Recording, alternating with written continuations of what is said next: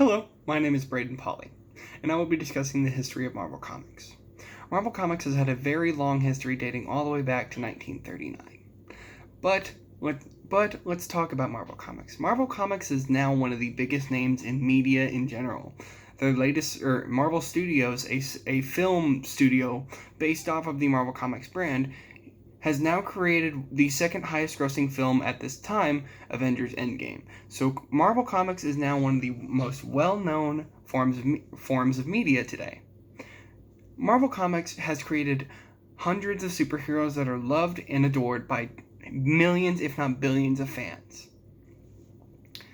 Marvel has had a huge part in a lot of children and adults in all of their lives today. It is a huge deal for Marvel. When I was a lot younger, I was around 8 years old when I was introduced to Marvel Comics.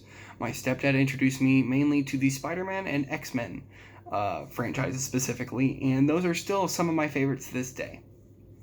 Marvel Comics had very humble beginnings, and then eventually they reached their peak popularity in the 1980s.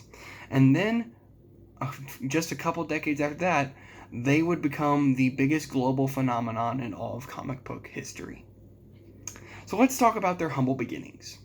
Marvel Comics started in 1939 under a different name known as Timely Comics. Timely Comics is where the legendary and late great Stan Lee, Steve Ditko,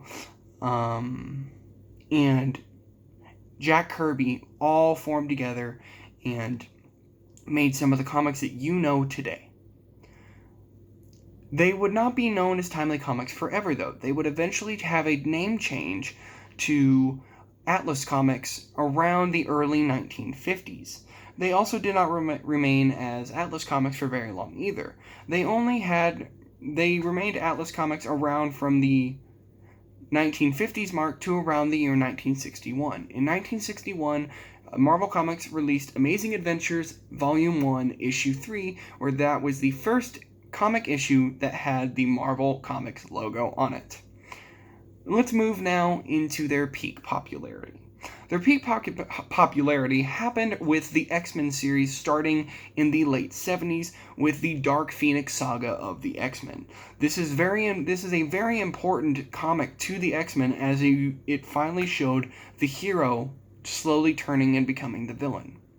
This also showed that comics were not afraid to get dirty. They weren't afraid to kill off beloved characters. The fan-loved Jean Grey, a telepath, had been taken over by an alien force and corrupted to the dark side, and it was the first major character loss in the X-Men series.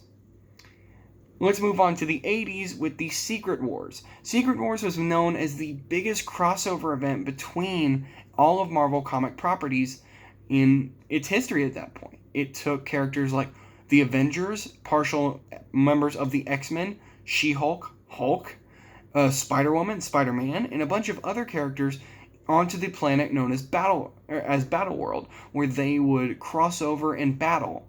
In battle, villains such as Doctor Doom and a bunch of other villains who were trying to take out the superheroes and take over Earth very easily. This was like I said, this was seen as the biggest crossover in Marvel Comics history, and still is known as one of the greatest comics to ever be created, even introducing the black suit for Spider-Man, which has had major influences in today's comics, introducing the anti-hero Venom. Let's move on to the global phenomenon it is today. While the Marvel films are now a huge hit, the Marvel Comics division is not doing so well. They are lacking in a lot of things, like creative writing. There is no more suspense in a superhero's identity. They are open about it now. And a lot of that has to do with the Civil War era. While about 10 years ago in the early 2000s, we got an amazing comic line known as Civil War. Civil War brought political problems into Marvel Comics and did it in a very good way. Now we have political problems in today's Marvel Comics, and unfortunately they don't do so well. They lack writing and creative ability. They also cost an exponential amount. Marvel Comics is and always will be an amazing comic company, but they fail to see the general audience's terms. They like to target one audience and stick with them rather than going for the main audience.